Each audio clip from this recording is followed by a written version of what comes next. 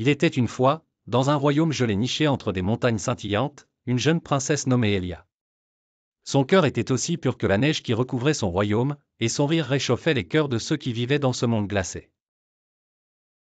Mais Elia portait un grand fardeau. Chaque année, elle devait préserver l'équilibre entre l'hiver et le printemps en veillant sur un artefact magique, le flocon d'or. Ce flocon n'était pas comme les autres. Petit, brillant, et fait d'une lumière éternelle, il possédait le pouvoir de réguler les saisons. Si jamais il venait à disparaître, l'hiver deviendrait éternel, et la terre serait plongée dans une froideur sans fin.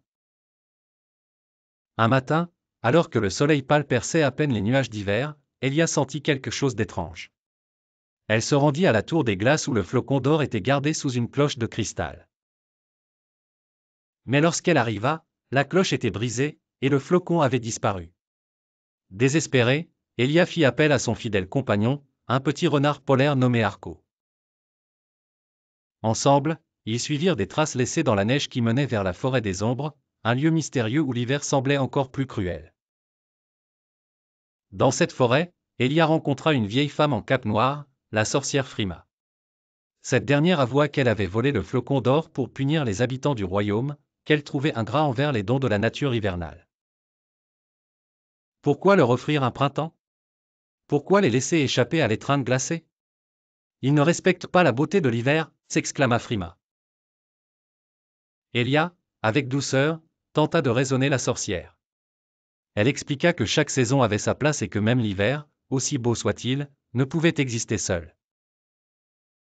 Mais Frima, aveuglée par sa colère, lança un défi: si tu veux récupérer le flocon d'or, tu devras affronter 3 épreuves. Échoue, et ton royaume sera figé à jamais. La première épreuve consistait à traverser un lac gelé sans briser la glace.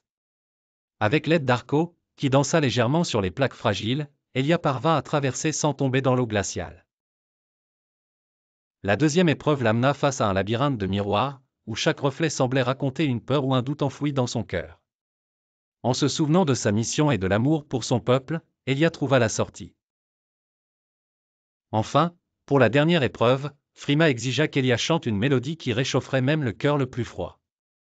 La princesse, se rappelant les berceuses que sa mère lui chantait, entonna une chanson si douce que même les arbres gelés se mirent à fleurir. Touchée par le courage et la pureté d'Elia, la sorcière Frima céda. Elle remit le flocon d'or à la princesse, mais avec un avertissement: protège ce flocon, princesse, car il est plus fragile que tu ne l'imagines. Mais aujourd'hui, tu m'as rappelé que même un cœur de glace peut fondre. De retour au palais, Elia plaça le flocon d'or sous une nouvelle cloche, plus solide que jamais. Peu après, la neige commença à fondre, laissant place à la douceur du printemps. Le royaume célébra le retour des saisons, mais Elia n'oublia jamais les paroles de Frima. Chaque jour, elle veilla à honorer la beauté de chaque saison, pour que jamais la colère ou l'oubli ne déséquilibre son monde.